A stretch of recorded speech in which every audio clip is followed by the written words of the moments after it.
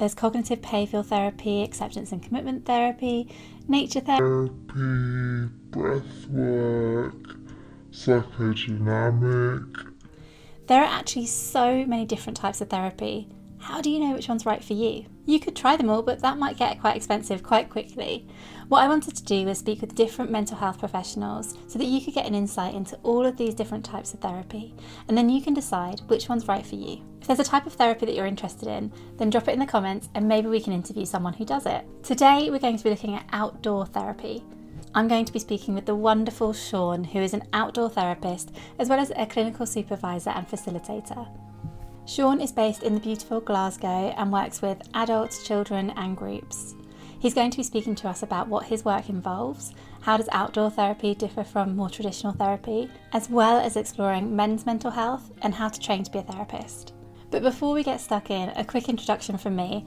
I'm Lara. I'm a qualified counsellor and coach, and I'm updating weekly videos on YouTube to share with you. Some of them are meditations, others are interviews like this, or they might be psychological theory, which can give you some tips and tools to help you with your mental health. So if you're interested in personal development and supporting your mental health, then hit the subscribe button. And now let's get into outdoor therapy. So I guess, Sean, would you be able to tell us a little bit about your approach in your words to mental health support, and then also who it is that you typically service? Okay, so I work predominantly outdoors. So, and I suppose my reasons for doing that was my own, I guess, relationship with outdoors and nature. And for me, it'd always been somewhere I gravitated towards when I felt in periods of difficulty, but also when I felt quite buoyant and happy, I would always go outside. So there's something about that felt really, and then I was speaking to friends and, before I even trained as a therapist, it felt that was quite a universal thing. People often have this connection, whether it's maybe whether they've got a strong awareness about it, or it's just kind of like, so when I trained as a therapist, I'm person-centered, very person-centered. So when I trained, I had sort of had this idea about how can I integrate, I suppose, one of my passions or something I'm interested in to that. And I just thought it would be like a really useful, there'd be a lot of benefits to doing that. So yeah, my approach is very very person-centered, very sort of, I suppose in some ways quite standard. It's like, I'm very big on like collaborative working with clients. Like I like to think of it as a collaboration. I like clients to feel empowered and have autonomy and have agency. I don't want it to feel like I am the expert. Yeah. And I think actually working outdoors sort of facilitates that in a way, for me, that feels easier. There isn't the hierarchy or the perceived hierarchy going into someone's office with their certificates on the wall and all that, which I find interesting. So yeah, my approach is very person-centered, but I've done a postgraduate certificate in pluralistic counselling. So I kind of like, I suppose, that integrative model. So I do bits and pieces, and I suppose in my role, I find it's part of my responsibility is to find the solutions or find the things that land for a client. Some clients maybe ask for more structure, some maybe want a really fluid space where they're just seen and heard for that hour a week or whatever. So yeah, my very person-centered, I suppose, is my short answer. So it sounds like you kind of work really flexibly with the client in terms of what it is that they need, what you're sort of sensing is going to work best for them, and use those approaches for them. I completely agree in terms of, wanting the client to see themselves as, they're the expert in themselves, aren't they? So I love that idea that, you're not walking into an office, you're kind of in your mutual ground really, aren't you? So that Absolutely. I can really see that would make a lot of sense. Yeah, no, I think it's that's I suppose some of the feedback. You don't always get feedback from clients, but there is that. I've received that many times. There's something about that feels more equal, more democratic somehow. If it's raining, we're both getting wet. So there's something. It's not like I have the big fancy chair and you have the small chair or whatever the sort of cliched things are about the therapy room.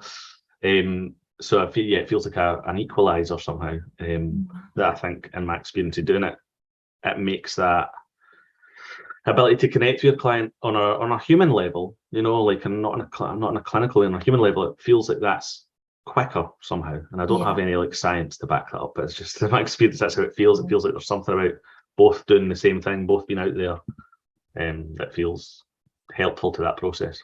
Yeah, absolutely. I can really understand that. I feel that kind of a sense of being outside just feels really human. We're both, taking the same walk, we're both Yeah. experiencing this together. Yeah, that sounds really special. We sometimes talk about in counselling this kind of bubble between the client and the counsellor. And Yeah. I'm kind of really imagining that as you're walking through, wherever Yeah. it is you're walking, it's kind of you two together, having that experience. Yeah, there was a piece of research or a research paper written, I don't know when, like a number of years ago, and it was by a guy called Martin Jordan, who's actually sadly like died like quite young, but he had done some research. He was an eco-therapist or eco-psychologist, and he done a research paper and he talked about that, this idea of the four walls, and it's the four walls that create the sense of containment, but in reality, it's the relationship that creates the sense of containment. So the illusion is that it's the four walls and the certificates on the wall telling you this person's qualified and the receptionist letting you in, and those are all sort of like symbolic of containment. But you say the reality is it's the relationship, that's the sort of vessel. So it doesn't matter if you're outside, inside, on the phone, on Zoom, whatever. They say that's the thing that's sort of central to it. And I really feel that working outdoors because you don't have all those sort of like visual cues telling you, in the same way that you would like with walls, I guess. It's a really interesting thing, I think. Yeah, definitely. And so you essentially do, the counselling that you've mentioned, that sort of really person-centered approach, that integrative approach or pluralistic, you do it outside. It's kind of, it just takes place outside on a walk. So, yeah, most of the time it is a walk, but I suppose that's really important to qualify that, or like to clarify that rather. I think when I started doing this, because I had assumed there would be lots of nice walks and stuff like that, but in reality, that's not true, for everyone. So some clients will come and sit on a bench. Some clients may, in fact, realistically, some clients may have difficulties walking for an hour. So that's why I don't refer to it as walk and talk. And I know a lot of people do, and that's quite a popular term to use, but for me, it doesn't feel like it fits. So I'm actually quite, it just sort of jars me a little bit, that term, if I'm being honest, because it feels like it's a wee bit, it's not inclusive and it's not actually accurate in my experience. So sure, some therapists will do walk and talk, and that's exactly what they do, but I don't. That's why I refer to it as outdoor therapy, because it's therapy that's outdoors. There may be an element in which we do take a walk, but it's not, I suppose, mandatory. It's not essential. So I'd probably say it's roughly 50-50, with clients. Some will very much, for them, the walk is an important part of the processing, and that movement can sometimes be helpful to like bring things up. For other clients, it's very much like, shall we meet on that bench that we often meet on? So it's it's both. Yeah. And so you take the lead from the client in terms of what their preference is with that. Absolutely. I think when I started, probably from a place of naivety or just excitement that I was doing this thing that I like to do, but I had an assumption that we'd be going big walks up hills and stuff, and then realistically that's not always conducive to being connected, because if the actual route or the journey is too big a thing, it becomes, it takes up too much space in the therapy, and then it's like if someone's out of breath, or if someone's having to watch where they're walking, it becomes a very different thing. So I guess those are things that I sort of like consider, but I always kind of have a conversation with clients around like, how do you want to approach this? And we don't need to do it the same time every session. We can mix it up. So I think that goes back to the person-centered thing, about being client-centered, and ultimately it's their choice. And if I don't feel comfortable with what they choose, we'll have a transparent discussion about the reasons why, and it's not about I've decided we're doing it this way. So I love that. So it's kind of just not making, I guess there's something as the therapist for you to be sort of bearing in mind around the walk, not taking up too much space, not being the focus. But actually it is the therapy that we're here for, but ultimately it's still client-led. It's still kind of focusing on what it is that's going to be most helpful for them. Absolutely. I think absolutely. Okay, amazing. So I guess in terms of, because you trained as a therapist first, didn't you? And then you sort of moved into sort of integrated your passion with the counselling. So I guess what made you want to sort of first go and train as a therapist? Because I saw you've done quite a few different roles before that, hadn't you? Yeah, so I suppose the shortish answer was I'd tried lots of things, and so the short answer is I tried lots of things, and I was never really that satisfied. I guess I started a few different uni courses, a few different college courses. I had lots of jobs, not just the ones that are on LinkedIn. I had a lot more. So I had lots of jobs, and then, it's not that I was necessarily unhappy all the time, but I definitely felt like there was something missing. So I had jobs that were objectively good jobs sometimes. I had periods of, I don't know, financial success in certain jobs, but I just felt something I was missing. So 2016 I was working for a third sector organisation, a charity that supports deaf and blind children and adults. So they do a lot of good work, but actually working for them, I was working in the finance office, and it was just a really dull job. And I'd really felt, every time I went to work, I really felt that.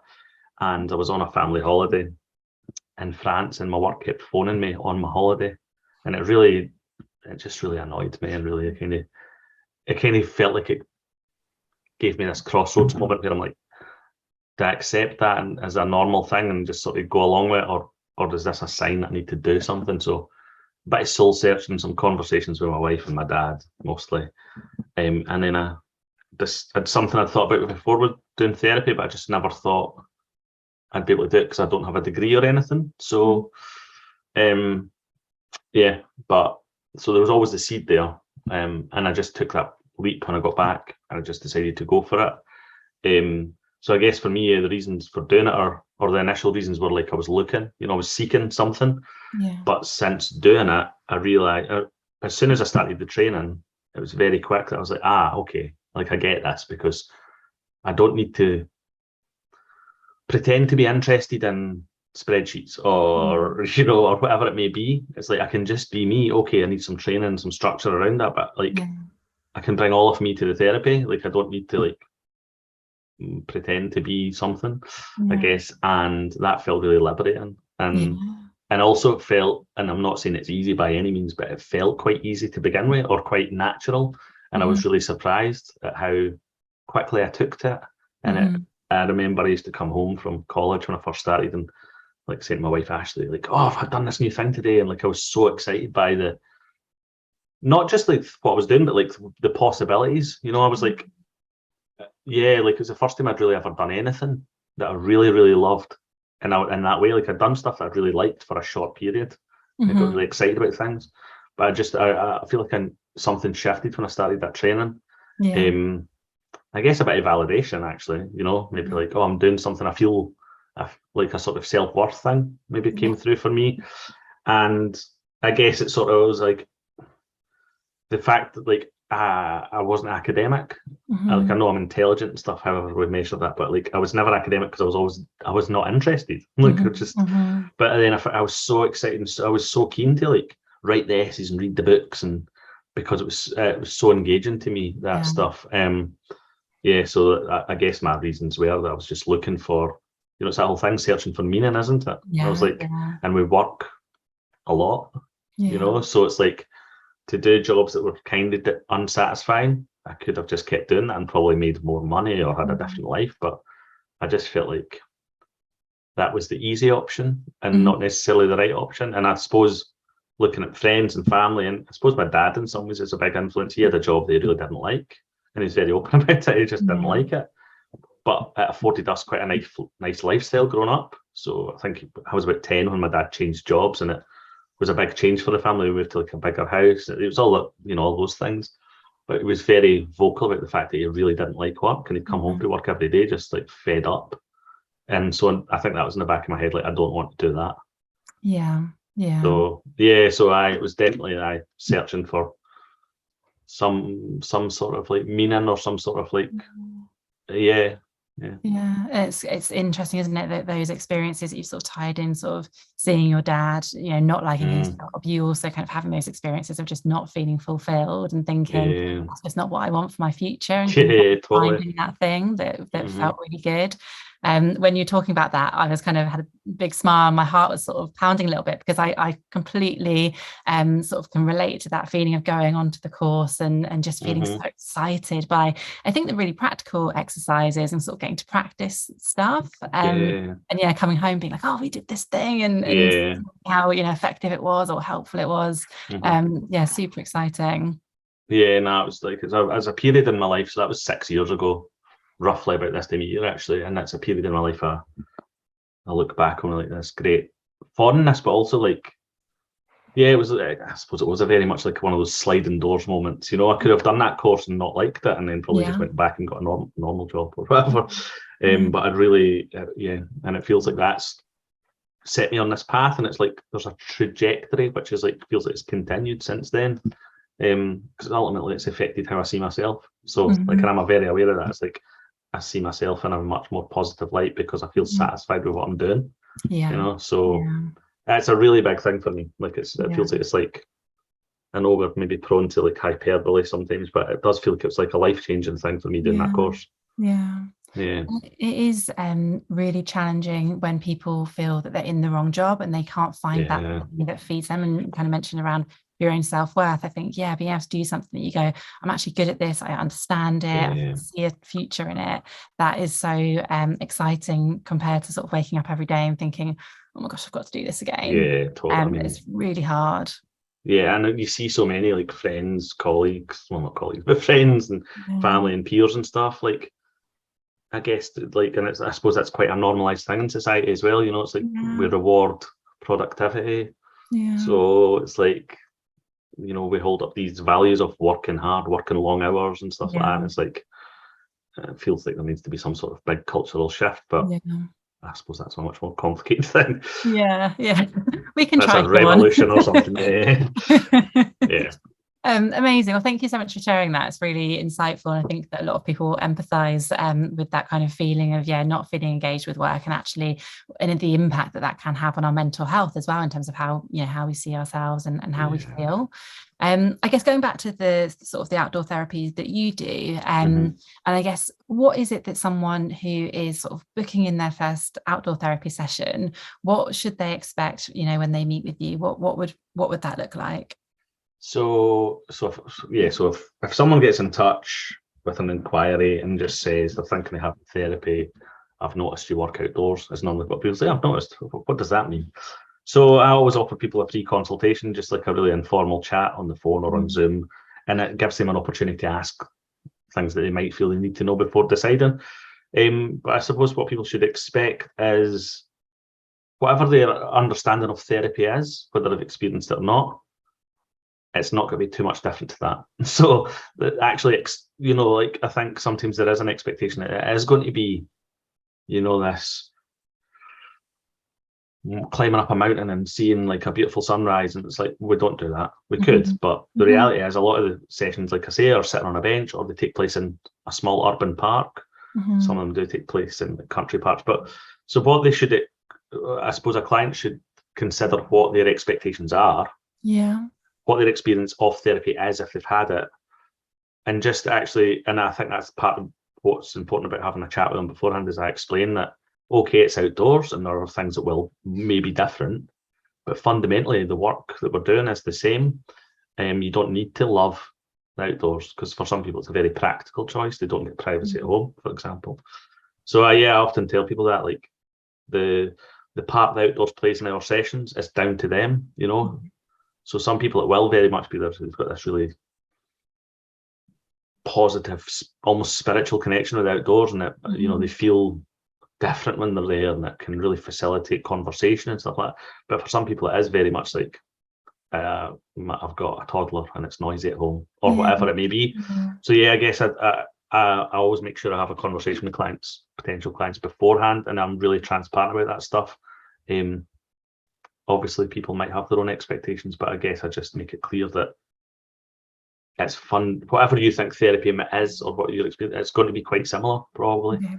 It's not, even though it sounds radical in some ways, the fundamentals are still very much there. It's still like proper therapy. It's still structured as much as it needs to be and all that. So yeah, I think it's just important to have that conversation. And if a client decides to then start, like there's a whole contracting conversation about that stuff, I guess, as well. Like, you know, what the expectations are and what challenges there may be, I guess, as well.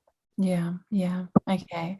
And so someone can kind of, I guess, if they've been to therapy before, it's kind of very similar to that. It's just taking place outside, and that potentially, the contracting would be, that would be the same, but there may be some extra things in there around things. I know you mentioned before in terms of, if it rains, then we'll plan for that and sort of and figure out actually what are we going to do if it rains. So there would be obviously we can't you can't have a contract that's got every possible eventuality on it, because it'd be like 12 pages long or whatever. But you can kind of just think realistically, what are the differences that we may encounter working outdoors, that practical things, so like privacy, weather, stuff like that. So I think it's just important to be sort of transparent about them, but also transparent about the fact that I'm not able to think of every eventuality. So just sort of like kind of just being again, I suppose it's been very person-centered and being very open about it, and just sort of having the conversation and allowing clients to ask what they need to ask and stuff. And it's I guess again it's quite similar to sort of typical indoor therapy,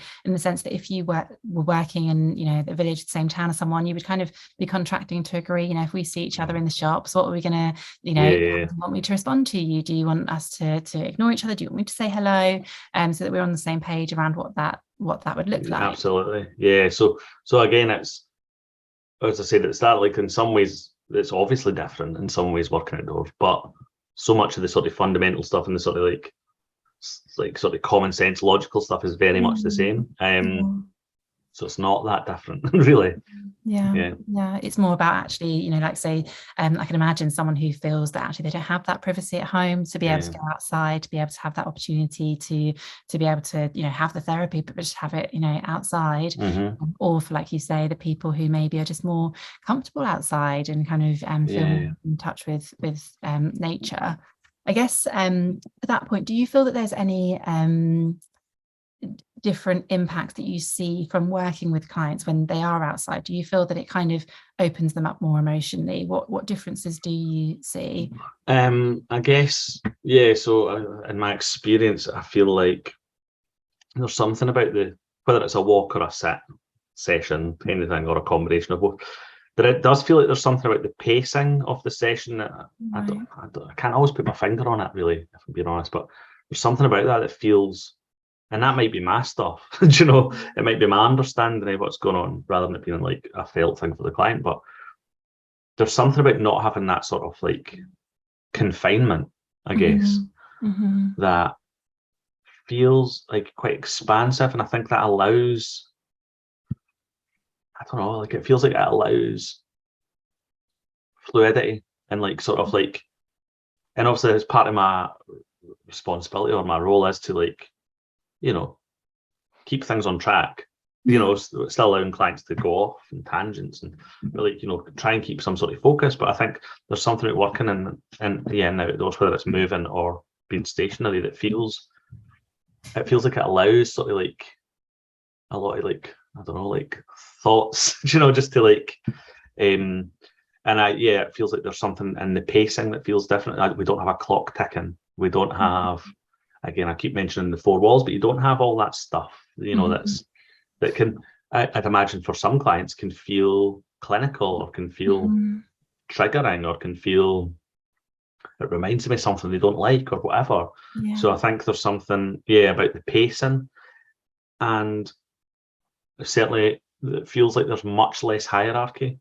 And again, a lot of these hierarchies are sort of inferred or sort of understood on a subconscious level, but I think working in that way, it just feels like it's very much like, okay, we're doing this together. It's not, I think the big thing I noticed is the pacing and the ability to, I suppose, connect with the client on a really like fundamental level. Feels like it happens easier, not necessarily quicker, but it feels like there's less barriers to that somehow. again, I don't have any like sort of hard evidence to back that up. It's just like anecdotal or sort of experiential, but it's certainly, when people ask me, it's the thing I often think of. It's like, yeah, it feels different, but I don't really know exactly what it is. But clients reflect that as well. Clients who've maybe experienced both, and they're like, oh, actually, working outdoors felt different. It's not to say that all clients who try outdoors as well love it. Obviously, that can happen. Some clients try and go, not sure. And maybe I like the walls and the appointment like reception and the you know, maybe I like all that because it feels secure and safe. So I guess that's important to sort of mention that as well. And it's different for everyone, isn't it? You know, how we feel comfortable, what we enjoy. I'm putting myself in the client's shoes and imagining myself as a client and thinking, you know, this is something that I would really like to try. Because I think that it's you know, I'm just imagining when I've had conversations with friends sat over a table, you know, in a room together, versus when we've kind of gone on a walk, and kind of actually the honesty I've been able to share, or the vulnerability I've been able to share when walking. And again, you know, different for everyone, but from a personal perspective, I imagine that I would find that really helpful. I think there's a sort of, again, whether it's conscious or not, but there's an informality about going for a walk, whether if it is a walk, but or even sitting on a bench outside or whatever. But there is something about it that can feel more informal. And even though there's an understanding that it's still therapy, and it's obviously important for me to like not actually say every 5 minutes, remember we're in therapy, but to make it, you know, to create that containment, create that sense of like, we're starting, okay, we're finishing, you know, all that stuff. But there is something about the informality that I think lends itself to the connection, you know, and the sort of I do notice that. And I'm wondering, for people who maybe are kind of disclosing something that is quite uncomfortable, to not have, you know, to have someone side by side, even if it's that you're sat on a bench or that you're walking together side by side, but to not have to look someone in the eye when they're, you know, expressing some of this stuff, that must be quite powerful as well. I definitely noticed that. I think because I think I had a perception before I started, so I had lots of perceptions or sort of assumptions about stuff, but that maybe people would struggle to be, because we don't have the containment of the room, so people maybe would struggle to be as open, and it's not the case at all. Like, you know, I don't notice any real differences in terms of like, some clients will be really open, some maybe are a bit more guarded, and it doesn't feel like that's to do with the setting necessarily. So but there is something about that, not sitting opposite someone. It can be quite intense, you know. It can be really amazing, but it can be quite like awkward and intense and difficult and uncomfortable and all those things. But I think maybe, for example, sitting next to someone on a bench, and okay, you can kind of look at each other a bit, but it's not like this sort of intense focus, which can feel difficult for the therapy, for the client, I'd imagine. So I noticed that. I feel that, again, it connects to that idea of there being an equality. You know, it's not like I'm looking at the client to like try and glean some information. It's, you know, that it feels like sitting together or whatever feels more balanced somehow. Yeah, no, absolutely. Yeah, there's this definite sort of togetherness about it, isn't there, which is really wonderful. I know you mentioned as well that you train other therapists into sort of working outdoors, and I guess what, from your experience of doing that, what kind of draws practitioners, what draws therapists into wanting to do that kind of work? So there's definitely an upsurge in people looking at that during the pandemic, because you know, it was much easier to like still continue to see clients and have all the things in place that we were meant to have in place, like social distancing and stuff. Outdoors, that was much easier. You know, you didn't need to like sanitize outdoors or whatever. You know, you could take any sort of necessary steps and precautions that you and your client felt you needed to do, but still have the therapy out, and it would be largely unaffected. You know, so you could still continue in the same way. So there's definitely an upsurge in interest. I mean, if you look on counselling directory and things like that, like the amount of therapists now who will say they offer walk and talk is like increased by, I'm guessing, several 100%. Like, it's just shot up. And I think that was a response. But in general, I think a lot of therapists, when they hear this idea of outdoor therapy. People are quite curious about that, like, oh, what's that? And I think a lot of people, again, not everyone, but a lot of people might have they might be quite interested in outdoors, or they might be someone who, I don't know, has a pet dog, so they're always out going walks. And so people have a relationship with outdoors, whether it's really front and center or kind of just in the background. But so yeah, I've noticed a lot of therapists are just curious. It seems to be like, oh, what's that? Oh, that sounds interesting. So yeah, so I think the combination of that and the sort of, during the pandemic, it was all this stuff about you're allowed out once a day or whatever it was, I don't remember. But so there was definitely a sense of the outdoors became different societally, for people, it became there was much more sort of discussion and awareness about what it was and why it was important. And I feel like we were almost confronted with it, okay, let's look at how much this thing that, that we could take for granted maybe largely is actually beneficial to people on a sort of physical, emotional, spiritual level. So yeah, it's a combination of curiosity, maybe some therapists as well, maybe they've been a therapist for years and maybe things are a bit stagnant, or maybe they just hadn't even thought it, and it's they've seen it and thought, I wonder what that would be like, because I don't like actually working in a room. And it's just something I've always did because that's what you do, or that's the sort of normal path. So yeah, I mean, I've done the workshop I think I've done it about 9 times. I think it's 8 or 9 times. So I've done it in person twice, 3 times, a few times, and then I've done it on Zoom and stuff the rest of the time. But it's been a huge range of different types of therapists and different levels of experience, different ages, different socioeconomic backgrounds. I've had therapists as young as 23 who've just newly qualified. I've had therapists who are BACP senior accredited in their 70s, so it's I think there's a natural curiosity about what it is. It's really interesting, because I think traditionally therapy was so different. As it was in a room, wasn't it, and that was it. And it was, if we think about psychodynamic approach, it was kind of maybe what a lot of people who haven't had counseling therapy before is kind of maybe what they think of therapy as, is kind of lying on the couch. And there's probably still some a lot of practitioners who work like that, but therapy has over time really sort of developed and changed. And I think that the pandemic did kind of just open people's eyes a little bit, didn't it, to kind of that there are other ways of doing things. Even virtual working wasn't really something that was done a lot, and it's it's now kind of for a lot of people their kind of main way of working. It's changed a lot of things, hasn't it, the pandemic? Absolutely. I think obviously there's it's been quite a strange time to experience all that. It's been, again, sort of culturally, socially, it's quite a weird abstract thing that's kind of happened and is still kind of going on to some degree. It's quite difficult to wrap your head around, but there's definitely been positives, obviously there's been a lot of terrible stuff as a result of that, but there's been these things that maybe we were forced to look at as a society, or even just as a even just people's working practices. You hear a lot of people doing blended working now. A lot of employers are more supportive with people with parents and families and stuff like that, and I think it's sort of shaking the foundations a bit, and that's not always a bad thing. Absolutely. And it seems like it's really working well, and people who are able to now try it, that's kind of working well for them. It's opened people's eyes, isn't it? Totally.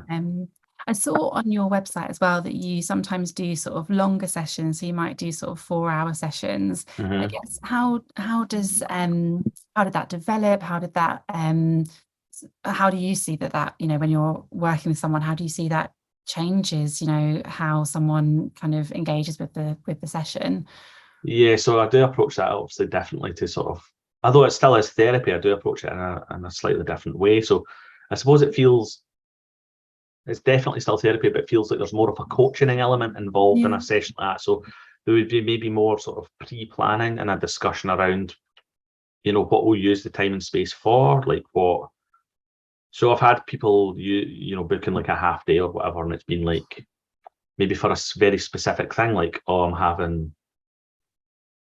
need to make a decision about something, and I want to just spend a good chunk of time really talking it through and trying to make sense of it. So yes, I think it's can be quite an intense experience, you know, because but it's very much like there's a real intention there, I think, and obviously there's like a sort of time and money investment that people make to do that. So it's not for everyone, but I think, I've had clients before who've booked those, and it has been things like, oh, I'm not sure what to do about it.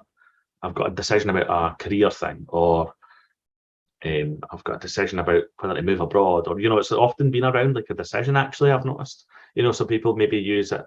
And while like it's not life coaching, there's definitely more of it's more structured than my normal person-centered approach. I guess there is so normally if people get in touch thinking about that, again, we'll have a consultation, we'll have a chat on Zoom or on the phone, but it's much more involved and much more like, okay, what is it we're going to cover?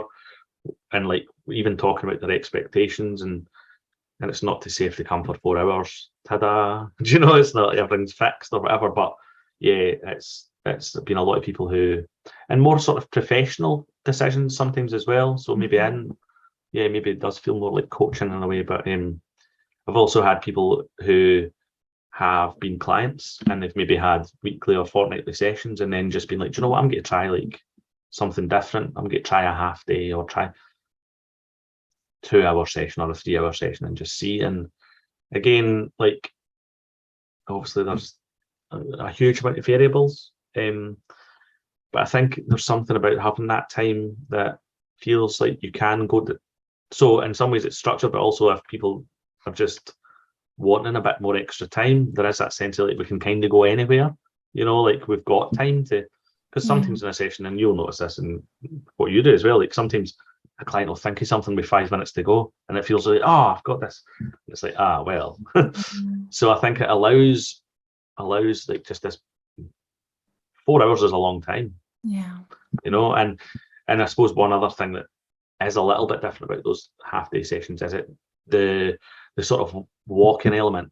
And again, I'm not saying it would need to be a walk, but every time I've done it, it has been actually. So there is much more like a planned route as well. Like you also sort of say, okay, where are we going to meet? Yeah. And we'll have a sort of, it's not that it's about the walk necessarily, but the walk becomes a wee bit more important because there is something symbolic about taking that journey together over 4 hours. And you're maybe reaching a summit or a viewpoint or something and stopping there and having like a sit down together and sharing a flask of tea or whatever it may be and like reflect on where we are and then making the journey back together. So that it feels like, it's kind of like a therapeutic journey that you would maybe have over 8, 10, 12 sessions condensed. Yeah. It kind of feels like that's maybe what happens a bit for people. So I've been doing that for about 2-3 years. Obviously not as many people book that. Most people just, you know, do the sort of normal weekly or fortnightly sessions or whatever. But again, it's that thing when people see, they're like, oh, I wonder what that would be like. So I do get a lot of interest in that stuff. And it's something I would like to like develop a bit more, I guess, just in terms of maybe doing it with groups and stuff. But it's just an idea that I've not really fleshed out yet. No, it sounds brilliant. I can understand. I understand, you know, those people who have got a big decision on their hands. They've got something that's maybe they don't have much time in terms of they don't have, you know, 4 weeks to wait. They kind of have something that's looming, and to kind of be able to condense that into one session. I can really understand that would be, you know, really helpful. But I love that kind of the symbolic piece around actually, you know, reaching somewhere as well and kind of completing that journey together. That feels really significant as well. I think sometimes, and again, I suppose going back to what I said at the start, you know, for some clients, they will have a really like obvious and apparent relationship with outdoors and nature, and some maybe not necessarily, but there is something about taking that journey, like when it's planned and there's an intention, and it's like, you know, it definitely enhances something like around, because there is definitely something about we're doing this together, we're taking this journey and we're talking about this stuff and exploring this stuff together. And then, you know, sometimes by the time you get back to say the car park or the car 4 hours later, it feels like you've been together for weeks almost, you know, and it feels like it feels like you've really like and from a personal and professional perspective, like I really value that, you know, like I really like I know we maybe overuse the word privilege sometimes, but it does feel like a proper, like, what a privileged position to be in, to be in people's lives like that, you know, like to be witnessing that, you know, witnessing people's like true selves in that way. Yeah. No, amazing. And there's an increase, you mentioned sort of maybe doing it in groups and things, and there seems to be an increase in these sort of walking and talking male groups, these kind of walking men's groups. I don't know if you've seen that. And I guess, what's your sort of view on that in terms of I guess the reason for that is because, you know, a lot of men aren't talking about their mental health, and that's why there's such high suicide rates in men. I guess, how do you what's your opinion on kind of those sorts of groups and how they're working and the reason they've been developed? I mean, I think, again, like, you know, I suppose I'm generalizing, but yeah, and men generally do not talk about stuff as much. You know, that's just even in my friendship group, which I consider quite an open bunch, but not everyone's able to like have those conversations. And you know, there's so many reasons, I guess. You know, there's like expectations of maleness. There's all the archetypes around what it is to be a man, and I guess the ideal which we're kind of fed, you know, this narrative. It's like this sort of strong, stoic, silent type. That, like James Bond or something, who's basically just a misogynist. But there's all that stuff. So there's a lot of like cultural baggage around that. And there may even be familial stuff, like where it's like there's an expectation. So anything that encourages men or anyone who identifies as male to talk, and it doesn't actually have to be talking about the hard, difficult, big stuff. It can just be literally just spending time together. And normally what happens in those situations is eventually someone will have to say something, you know, maybe they start off, people will talk about like football and the weather and politics or whatever, but eventually somebody's going to say something, you know, that's maybe got a bit more depth. And interestingly, like, I have another role, so I do my therapy, like that's my main thing, but I actually run 2 men's groups. But they're not walking groups, they're just, you know, they're indoors. But yeah, so you really do notice the sort of barriers to men like having those conversations, and the sort of almost like the shame or embarrassment that comes with it, like, you know, somehow it's not okay to do that. So I think anything that encourages, and I think there's something about that setting again, so it's like, it's not clinical, it's democratic, it's just a bunch of guys going for a walk, what's the big deal? You know, there's something about it that's like very informal. And in some ways the content of those conversations is not actually as important as the men being together in some sort of like sense of like commune or camaraderie or whatever it may be, and like maybe just feeling seen, you know, maybe feeling. And I think it just takes one participant to go like, oh, I'm having a terrible day, or I'm having relationship struggles, or whatever it may be. And I think generally what you see is when someone does that, whether it's men or not, but when someone does that, people mirror that to some degree and go, oh, it's okay to do that, then we can talk about that stuff. And I noticed that in the group, the 2 groups I facilitate, like some of the guys are very, very like quiet and not necessarily like totally engaged with it. But then when you speak to them at the end or something, they'll say they got lots out of it just hearing other people's stuff.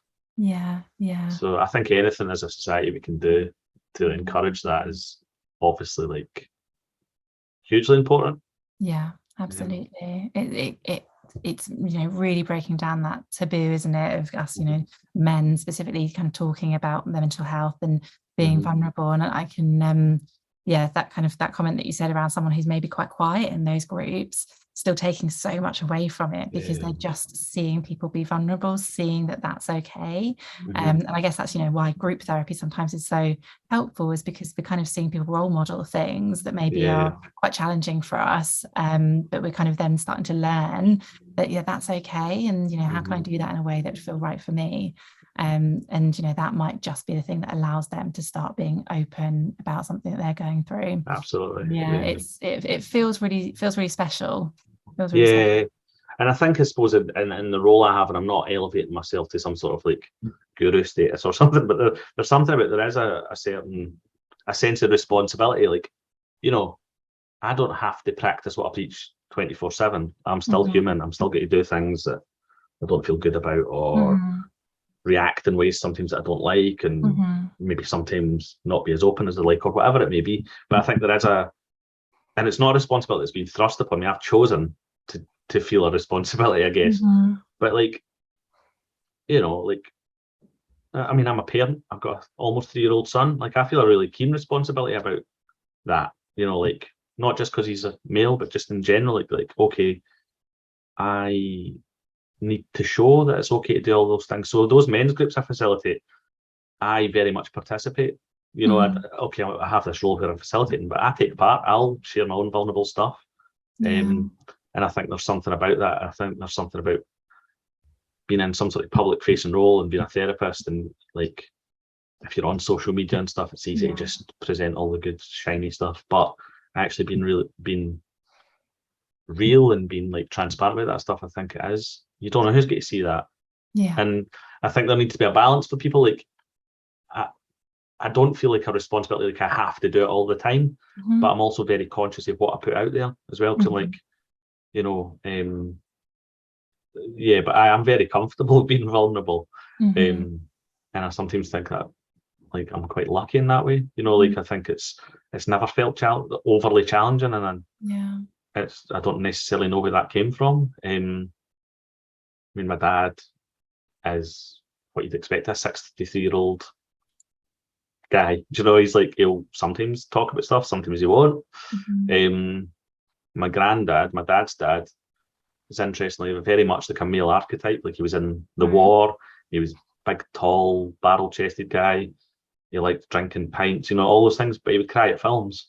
So there's this real sort of like, I think sometimes, you know, there's maybe an origin story there where, like, as a kid, I've seen that and I've understood that it's okay to be both. Or both things are okay.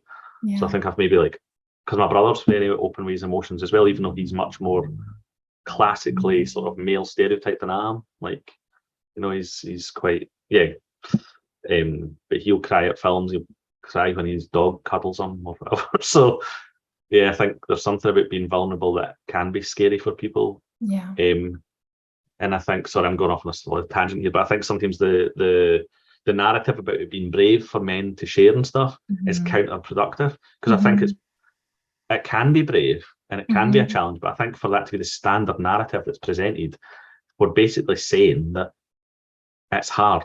So we're saying from the get-go it's really hard to do that, and for some people, of course, it's hard, but I think that not normalizing sharing and being vulnerable, that's telling us it's a challenge that we need to overcome. So I think there's work to be done there, like normalizing it and being really honest about it. It's like, of course, for some men, but it's hard for some women too. You know, it's not a purely gendered thing. I think looking at that and kind of considering, why is it hard for people to be open? And obviously it's more common in males, but why is it hard for people to be open? That's such an interesting perspective, and it's maybe about kind of shifting that focus into actually that it's really liberating to be vulnerable, and it's kind of it allows us to heal, doesn't it, by being vulnerable. And there's some fascinating things that you've mentioned there. But I think that it's brilliant that we're kind of, you know, encouraging in many ways that we can to kind of break that taboo down, because that's exactly it, isn't it? These narratives come from that taboo that we shouldn't be talking about our mental health, we shouldn't be being vulnerable. We're kind of slowly but surely moving away from that, which is a positive. But I guess we kind of, for the sake of all of us, want to kind of encourage that to happen as quickly as we can to help as many people as possible. Of course. I guess this kind of lends quite nicely onto my final question for you, which is around what is the most important thing that you've learned from the work that you've done? What's kind of the most valuable thing that you feel you've learned? I suppose if I was to boil it down, for me, it's that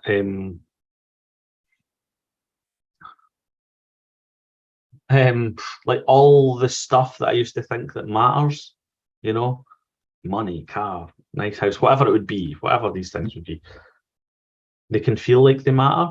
And, you know, and it's okay to feel like they matter. But for me, I realized they never really mattered for me. It was more about that they were things that I would hold on to because my sense of self and my self-worth were quite low. So actually, I was externally validating myself with stuff, you know. And I think doing that counselling course and really looking at myself like properly, honestly, you know, the bits of myself I like, the bits of myself I'm less accepting of, really looking at that and kind of like being able to say that, yeah, my value as a person isn't based on all that stuff, and really believe it.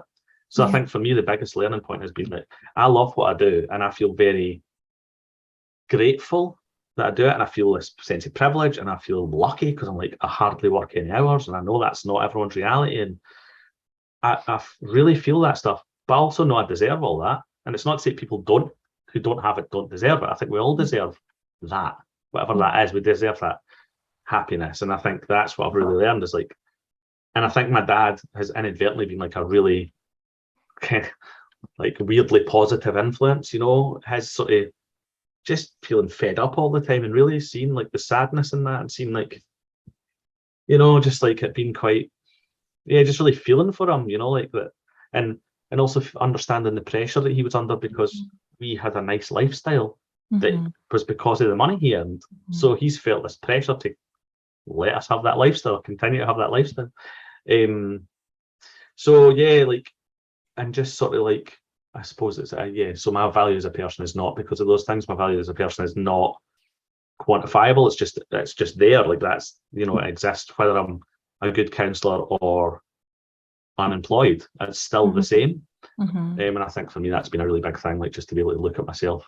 And obviously I still have days where I don't feel great about things or myself, or I'm behaving, or I'm grumpy, or you know, whatever normal human stuff. But yeah, like I'm always able to like kind of connect to myself and go like, understand that fundamental truth that I'm a good person, and that's enough. And I do, and I suppose in moments of difficulty come back to that. Like it's like, so yeah, it's definitely been the biggest thing I've taken from it. And the fact that I love what I do and stuff is obviously a huge plus. And I do like but I'm also aware of like the transient nature of things. I could in 6 months decide I don't like doing this anymore, and that's okay as well. You know, things are temporary. So yeah, for me it's definitely been about learning to not just like myself, but like learning to love myself, really. Yeah. It's so powerful, isn't it? That kind of that self, you know, and I've noticed that you didn't use the word self-esteem. You talked about that self-value, that you value yourself. And I think that if we kind of have that, it's almost this rock that we have that we can kind of go back to, that it's, you know, I have intrinsic value. It's not because I'm doing this or I'm doing that. It's just because I have value, as does, you know, everyone. And it means that we're not comparing ourselves so much, or when we notice that we do, we can kind of come back to that. And that's really just quite grounding, isn't it? I think it's such a wonderful thing to experience, like to be, and it's not to say that you just do what you want and you don't care, but there's something about like, even if I do something that I consider to be a mistake or a bad decision or something, I'm able to like look at that and maybe very, very for a short period give myself a wee bit of a hard time about it, but catch that and understand that, well, okay, that's a thing I have done, or it's a decision I've made or something, but I'm still the same. I'm still the same person whose value is not, you know, it's like, and I think that, there's something about that that feels like coming home back to that centre. It feels really like important for me. Yeah. That's wonderful. That's wonderful. Thank you so much. And thank you for everything that you've shared. It's incredibly insightful, and I think it's going to help a lot of people who are interested in sort of doing therapy, but also therapy. I think that you shared some really interesting concepts today. Thanks, Lara. And that's it. What did you think? Would you give outdoor therapy a go? I'd love to know your thoughts in the comments. And if you're interested in understanding how you can work with Sean as a therapist or a client, then I've put all of his information below. But for now, see you next week.